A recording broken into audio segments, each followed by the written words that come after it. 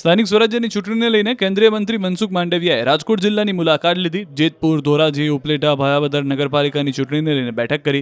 બેઠકમાં રાજકોટ જિલ્લા પ્રમુખ, જિલ્લા પ્રભારી, હોદ્દેદારો સહિત આગેવાનો ઉપસ્થિત રહ્યા. કેન્દ્રીય મંત્રીએ નગરપાલિકાની ચૂંટણીમાં ઉમેદવારો, કાર્યકરો, બૂથ પ્રમુખને માર્ગદર્શન આપ્યું.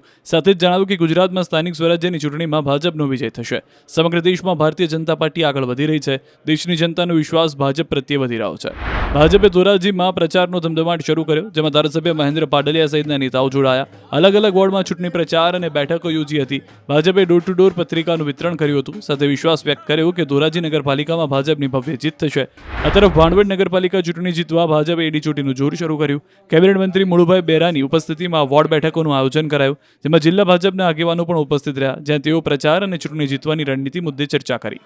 ઉમરભાઈ, ફિરોજભાઈ, QR કોડ સ્કેન કરો અને ડાઉનલોડ કરો ન્યૂઝ 18 એપ. મેળવો ગુજરાત અને દેશ દુનિયાની પળે પળની અપડેટ્સ.